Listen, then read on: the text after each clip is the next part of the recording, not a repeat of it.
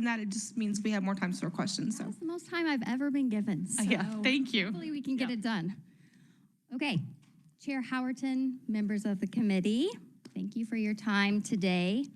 Did you know in 2016, researchers at Johns Hopkins University found that medical error was the third leading cause of death in the United States, killing more than 250,000 people every single year. I imagine that's a bit higher a decade later. If we haven't met, I'm Sarah Goble. I've been here a few times and I've been in your inboxes a few times, I'm sure. I'm the requesting constituent for this bill, HB 2742, but more importantly, I'm here as a mother whose family was nearly destroyed by the exact process this bill is meant to fix. We ran our son, 2-month-old Finnick, at the time to Children's Mercy Hospital after being seen at St. Luke's and a discussion with his pediatrician. He was struggling to eat, and I'm a fiercely protective mother, so we took him to Children's Mercy, the gold standard, right? We expected help.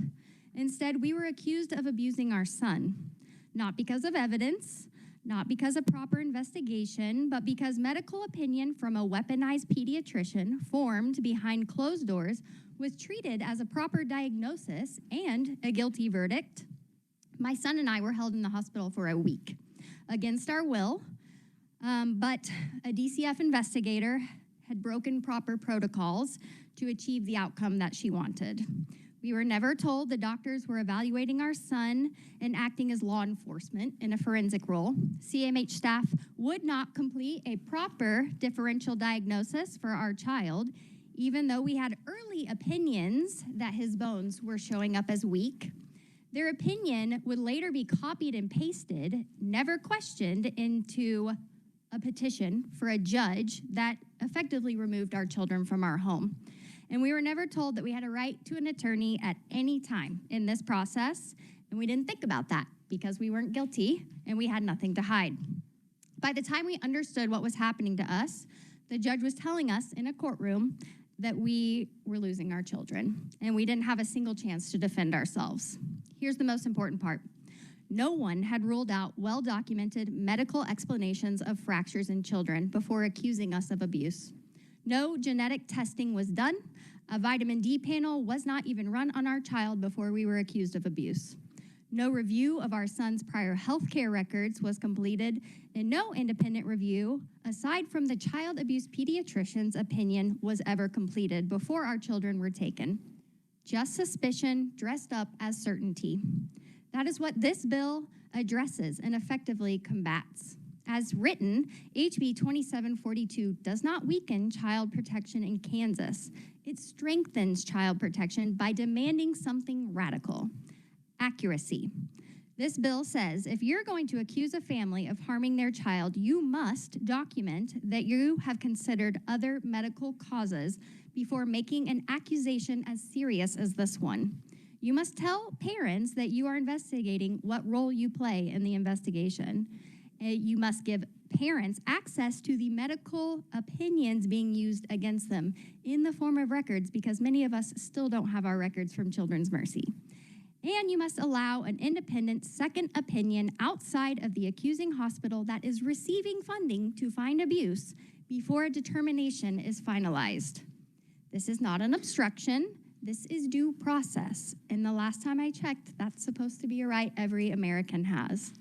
Right now in Kansas, a single medical opinion can trigger, and does trigger, removal of children, court involvement, a permanent red flag on records, which we've been talking about in this session a lot, and a lifetime trauma without parents ever seeing the evidence being used against them. That's not child protection. It's a blind trust in medical professionals when we all know now medical misdiagnosis is harming hundreds of thousands of Americans each year. If medical error can kill 250,000 people a year, then surely it can also wrongly accuse families of the unthinkable. On top of that, national studies show that at least 1 in 3 cases of suspected child abuse reported by medical providers are later determined to be unfounded. Right now, that leaves the substantiation rate hovering right around 30 to 40%, and the majority of families reported are innocent.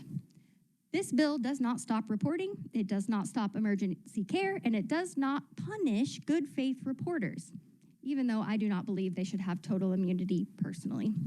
What it does do is draw a line between suspicion and accusation. This bill says that when suspicion becomes a report and that report becomes a government action, families deserve transparency, medical rigor, and the chance to prove their innocence. Well, I'm gonna get messed up here. Okay, my family did not get that chance. Our children were taken before anyone asked, what else could this be? And I really need you to understand what that does to a family and what that does to a child. It teaches parents that hospitals are not safe. It teaches families that seeking help is dangerous. It teaches children that their parents can disappear without warning. It taught my 10-year-old daughter, not gonna cry, that she cannot trust law enforcement or anyone who calls themselves a DCF worker. After trying to reinforce the importance of telling the truth, she was shown that telling the truth got her removed from her safe space because her truth was not what DCF wanted to hear, their truth, which happened to be a completely fabricated story.